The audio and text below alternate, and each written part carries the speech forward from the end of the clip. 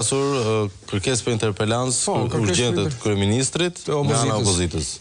Sigurisht që është krim politik kjo, absolutisht. Përveç një vepre e rëndë penale e konsumuar nga pjesëmarrësit dhe aktiviteti që ata kanë konsumuar pas takimit, që janë ekzekutuar, le të themi, premtimet e asaj tryeze, është mbledhje donësh tek librat e mafjes, të Corleone, të Genovese, Lucchese, që janë familjet Gambino, të familjen mafioze nuk bëjnë asgjë më tepër se sa kaq. Mbledhen së bashku, vendosin zonat e influencës, të investimit, të konstruojnë për vepra penale. Njëri t'i japin portin, tjetri t'i japin aeroportin, se kush kanë bërë këta, kanë dorëzuar portin grupeve kriminale. Njëri portin, tjetri aeroportin, tjetri investimet, tjetri koncesionet, tjetri drogën, tjetri ilaçet, pra kanë ndarë zonat e influencës dhe të shërbimeve dhe të investimeve, e të koncesioneve, dhe pas janë shpërndar kanë ndodhur pikërisht kështu. Tani, kjo çështje, jo interpelanca, kryeministri nuk kishte nevojë për interpelancë, nuk ishte shkuar në shtëpi, ishte marrë struktura e posaçme me të. Pra ata nuk e kanë të mundësi, nuk e kanë të pavarësi, nuk i kanë të këllqe.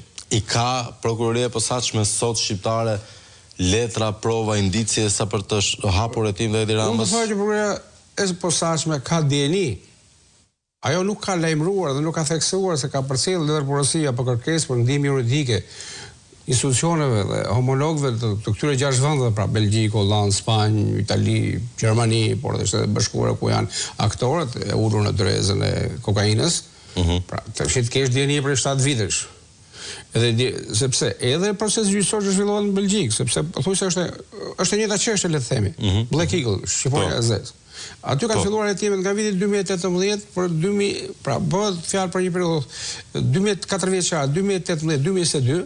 Që përfshin edhe takimin, edhe në të dosje, flitet me emra edhe për takimin e Arubës. Flitet konkretisht, kush kanë qenë, edhe nga bota e trafikut, edhe nga bota e politikës.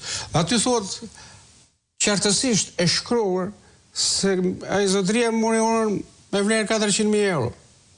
Kush e mori këto orën, se përfundim? Aty thot ministri, më thamë që është mbi ministër. Tani, theksohet aty. Pra ja solli dikush Ramës, se Rama nuk ishte në Aruba. Ka qenë në Tiranë atë periudhë. Duhet parë kjo, duhet parë nëse ka qenë apo s'ka qenë. Sipas verifikimeve që janë bërë, është ende shpejt për thënë që nuk ka qenë, as vetë kryeministri nuk ka thënë që nuk kam qenë. E duhet i besojmë atij. Ta presim ta deklarojë mos qenien ose qenien. Pra besoj se vetë dhe kujtesa e tij e kanë të informacion të klasifikuar për publikun që duhet t'i japin, në mos publikut të strukturës posaçme. Tani kanë kaluar 7 vite dhe nuk i drejtohesh asnjërit prej këtyre vendeve. Se vetëm dosjet e atyre i kanë statistikat e suksesit të pretenduar, nga këto dosje e kanë edhe prokuroria e posaçme. Atëherë zotëri, edhe nëse s'kan qenë marrim rastin e mungesës së kryeministrit. Atëherë, po mirë, çdo ministër që largohet nga jashtë vendit për një detyrë caktuar, për një shërbim caktuar, ku më le? Ai njofton kryeministrin dhe i lejohet të udhtoj për një vend jashtë Shqipërisë me leje të kryeministrit. Në gjatë përturitur pak të kërkesa e interpelancës, të lutem, do të qëndronim në fakt tek veprimtaria e opozitës në kuvend, se ky është i gjithë debati shoqëror. Ka një konsensus që e dim se si është mazhoranca, e dim gradën e saj të korruptimit, të kalbëzimit, të gjithçka që mund të jetë epitet negativ. Është narkomazhorancë, le të them. Dakor.